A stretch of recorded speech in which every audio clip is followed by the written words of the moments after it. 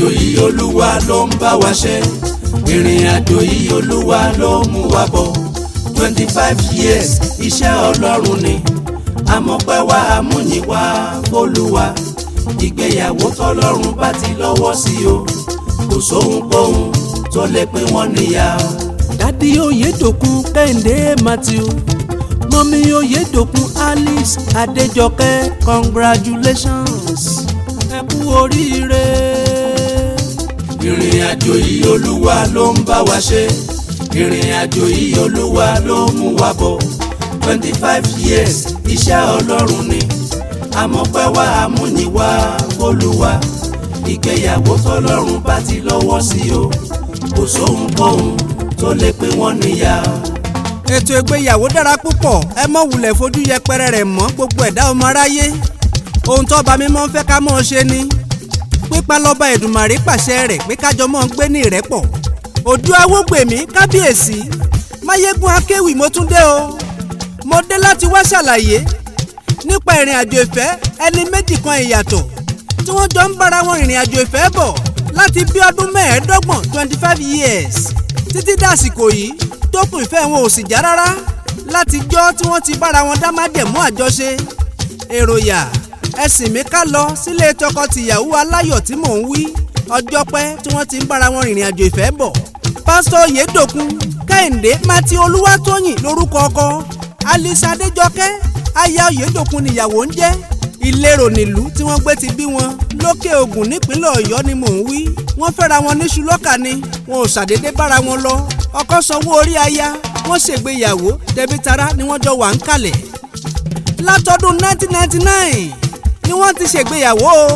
October 3rd ọjọ́ kẹta oṣù kẹwàá ọdún 2024 yìí lọ́pọ́dún 25 25 years tí wọ́n ti bára wọn dá májẹ̀mú ìfẹ́ níjọ́sí. Ìrìn àjò ìgbéyàwó ọdún 25 láìsí ìyapa. Ẹ jẹ́ ká kan sára sí wọn, ká bá wọn dúpẹ́ lọ́wọ́ Ọlọ́run ọba àánú tí ń tọ́ wọn sọ́nà nínú ìrìn àjò. Mo fẹ́ kó yé wa ìyàtọ̀ ń bẹ nínú ọjọ́ ìgbéyàwó àti lẹ́yìn ìgbéyàwó.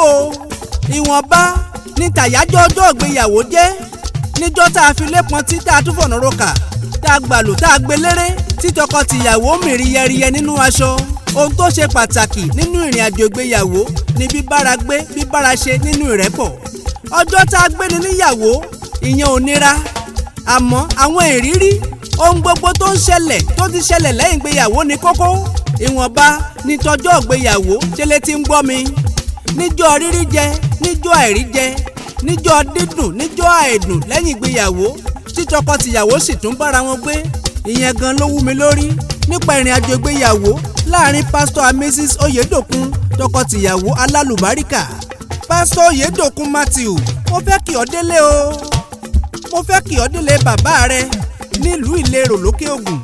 Ọmọ léwúrò ìjèjì, ọmọ láǹkan lóko, ọmọ kìnìún ìdí Ògùn ìrẹ́ là ń kí, ọmọ lábúgburu fún ọ sá lọ.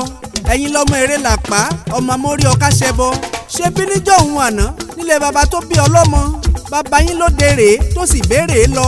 Ògègé baba yín dèrè ó lọ bẹ́ẹ̀ kọ́ padà wá mọ́. Ògègé baba yín dèrè ó lọ bẹ́ẹ̀ kọ́ padà bọ̀.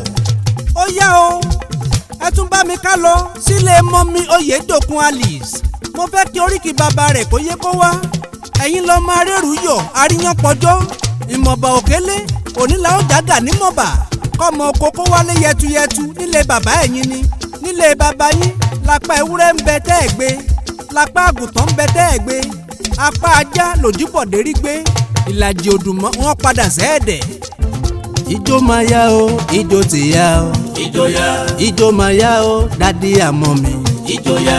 Mọ́mí Oyèdòkun ijó ti yá o. Ijó yá. Dádì Oyèdòkun ijó máa yá kẹ́ o. Ijó yá. Màmá Victor ijó ti yá o. Ijó yá. Dádì Marvelous ijó ti yá o. Ijó yá. Màmá Precious ijó ti yá o. Ijó yá. Dádì Excel ijó ti yá kẹ́ o. Ijó yá. Ó yá ká jó ẹ bẹ̀rẹ̀ mọ́lẹ̀. Ijó yá. Ọba mímọ́, ìwọ lọba tó fara tì bí òkè tí wọ́n gbójúlé o. Dákun jọ̀wọ́ jẹ́ kí wọ́n máa tẹ̀síwájú, máa gbé nínú ìrẹ́pọ̀ gẹ́gẹ́ bí wọ́n ti ń ṣe. Mọ́ ṣe fààyè gba Sátánì kó tú wọn ká. Mọ́ ṣiṣẹ́ rẹ lọ nínú ìjọ wọn. Ìjọ The Sufficient Christ Ministry aka ọlọ́run àwíṣẹ tó ń bẹ lámìkanlẹ̀ road off AIT alágbàdo èkó níbi tí olúwa mi gbé ń já èdè tú ìdè. olúwa ó ṣé o adúpẹ́ oore tó ṣe nínú ayé pásọ Oyèdòkun àti mọ́mí Oyèdòkun aya rere nílé ọkọ. adúpẹ́ jíjẹ mímu oore ìwàláàyè tọkọ-tìyàwó lórí ọmọ lórí ẹbí ará ọ̀rẹ́ adúpẹ́ fún wọn. ó ṣé o ọlọ́run ẹ̀mí mímọ́ ọlọ́run àwíṣẹ afàṣẹ sọ̀rọ̀ ọlọ́run aláàbò ẹ̀dá ààbò rẹ̀ là ń fẹ́ lórí wọn tọmọtọmọ. dákun dábọ̀ dá wọn sí Victor Olúwafẹ́rànmi dá sí baba Marvelous bolúwa ti fẹ́ kò níyàn kú mo lólúwa Precious kò ní pàdánù ẹ̀mí rárá Excel Olúwabùkúnmi títí láéláé ni ó jẹ́ káyé rẹ̀ ó dùn gbà. Happy wedding anniversary to you sàmà. bàbá àti màmá wa nínú olúwa ẹ kú ayẹyẹ àjọ̀dún ọjọ́ ìgbéyàwó ìrìn àjò 25 years ìrìn àjò kékeré kọ́ lọ́lá olúwa ẹ ó jọ mọ́ gbé nínú ìgbádùn dọjọ́ ogbó ni ìdààmú kankan ò ní ṣẹ̀mí yín lọ́lá Jésù Kristi. bí wọ́n bá ń bi yín léèrè wípé ta ló ń kọrin wedding anniversary fún bàbá àti màmá wa nínú olúwa òjò Awógbèmí lèmi ń jẹ́ kábíyèsí Máyégún Akéwì ló ń kọrin olórí Olúbùnmi aya Oyèfádé ló ní ká kí yín o congratulations. ẹ ṣé níbi tẹ́ ti bẹ̀rẹ̀ ẹ ṣé níbi tẹ́ bá dé àdúpẹ́ o ọlọ́run níbi tẹ́ mú wa lọ. ẹ ṣé o ẹ ṣé níbi tẹ́ ti bẹ̀rẹ̀ ẹ ṣé níbi tẹ́ bá dé àdúpẹ́ ọlọ́run níbi tẹ́ mú wa